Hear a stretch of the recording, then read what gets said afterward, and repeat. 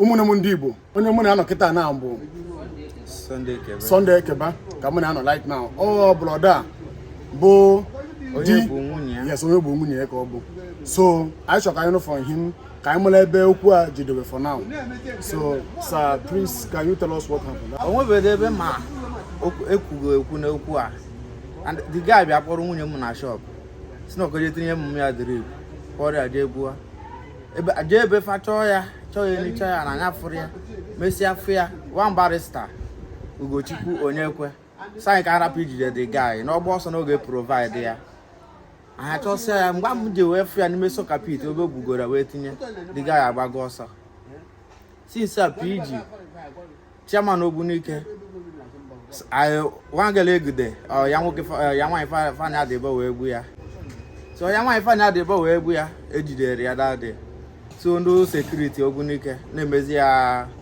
ọ na-akọfesi ndị fana fadụ na-egbu ọkpọ onwe nwa ndị bịa ọkpa afa ọ sị na afọ ya bụ ọfọ dị ire n'Ogbunike na mara ama n'Ogbunike o nwere sọm ndị dibịa ọkpọ afa nọ na-ewejere pas na ọ bụrụ nke a bụ izizi ọkpọ ọfọ dị ire afọ ya na dị dibịa n'Ogbunike eji ọfọ nwata wee marụ omena sinsi a chairman ụmụere Ogbunike onwere ife okwu gbasara ya nna ya nwanụ mgba na-eme the girl na ikwu datin ọ sị na n'ife mebụ na nsogbu adọrọ n'ọmago nke bụ eziokwu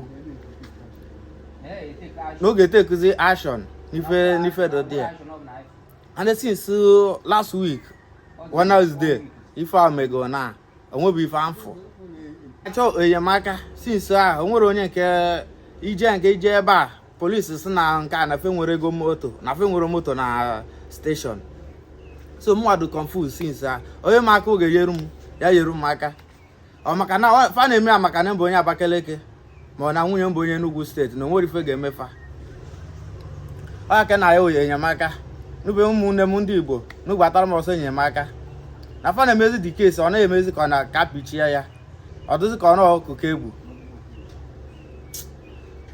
okay ụmụnne m ndị Igbo unu anụghị ihe o kwuru mana enweghị ka njọ ọgụ o nwere afa dibịa kpọrọ daa gị kpọrọ afa ọsọsọ nwe dibịa ọ kpọrọ sọ nwere ndị ọzọ kpọrọ afa o nkwa ndị ọzọ kpọsị afa okay and mgba ndị sekuriti chụpụ masaid fasị m pụọ na diges m pụọ bụ na nọrọ ebe a nọ ma kpọrọ ndị afa chairman yuto ụmụere asị m pụọ asaid m nwapụzi asaid amazi m afa ndị ọzọ kpọ mana onye nke nka ma bụ ọfọdụ ire a bụ nke m nọ ebe wee kpọọ afa okay mana o nwere news anyị na-afụ online na-etrend online na o jidegoro boy eziokwu ọ bụrụ eziokwu ejere m Ọka ebe kesi dị fasị m na ọ bụrụ eziokwu na fafube ya so my brother now kedu ife ndị polisi kedu ihe nje with police kedu ihe ha jiri about this case ndị polisi fabia machine ka fa ji ka akpọ papa eji machine ọbịa mmadụ na-abụ bịara bịa na ọgwụ afọ na mmadụ na o gburu mmadụ ebe otu a mmadụ na-abụ ji machine ọbịa arụ afta na nro abụzi ozu wee jebe mọchụwarị mesiza donyezi ozu na mọchụwarị jeza na police station Nteje pasi na nwefe nwere moto na ife abụ na murder case na Ọka direct no murder case so fasi na fe nwere moto anga ya na mwa ga-eje chatarụ fa moto so nsọfọ oke na nsogbu adọrọ na ego adọrọ fasi m na moto adọrọ na ọ bụ na m provide ya moto bifo wee jebe Ọka mgbe mụ na ụmụ nwanne m ma ọgọ m nwoke ahụ mezi arrange total 28,000 ka ntụta wee were 20,000 nye DPO of Nteje ọsọ mba na 20,000 na ama nzukwa so my brother ji 8,000 werukwa 8,000 naira wee were nyekwu ya fasizi anyị ngwa a na-abazi ya echi niile ka mbịazie echi niile a fasi anyị na anya ma njezi Ọka n'ife mebu na ọzọ sasa ọkụzụ ka m ga-ejebezi anyị nwa sịfa mba n'ifunu ambịa dade n'ifunu gwa anyị bụ na stesi anyị dị Ọka so arụzie that place anọgidezi ebe ahụ megidezi ya DPO anyị na n'ọdịgo late ije Ọka na sasa ọkụzụ ka m ga-anọ anyị nwa mụ na ọgọ m nwoke sị mba na ya ma mero na Ọka ka m ga-ejebe achegidezi ebe a o nwere anya fụrụ ọfa nọkọtazi anyị nwa jirizi aka anyị jebezie Ọka ka rụzie Ọka ndị ọka wee kpọzie afa DPO na phone ndị ọka wee kpọzie DPO nteje na phone so DPO so na ndị amesa wee kacha ntị wee debezie ọka sai onye ka kpọ DPO asị ya yi uwe ji anyị na ọfịs ya ka anapụ ije kwuo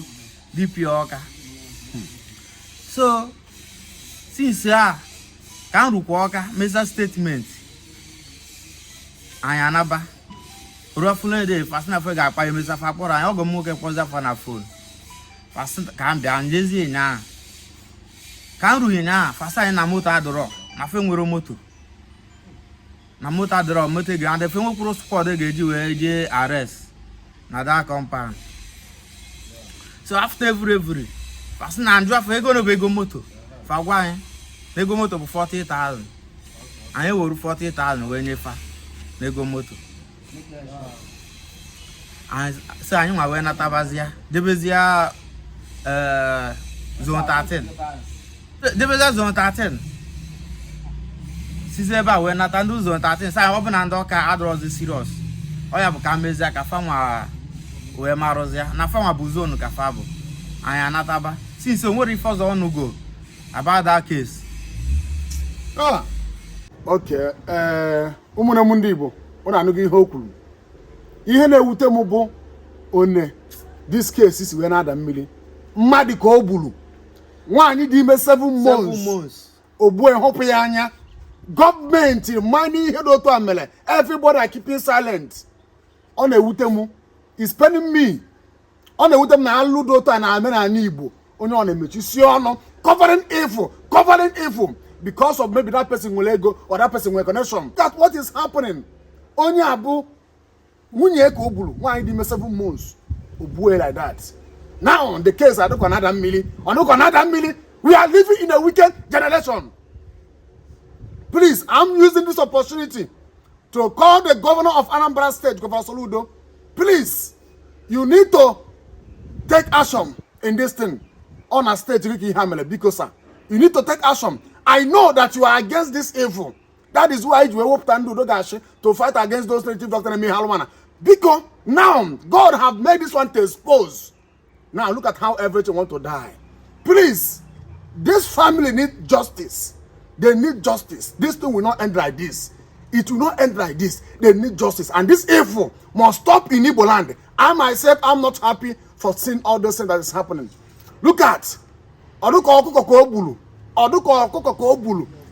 I just cover him. Cover everything. Go end everything.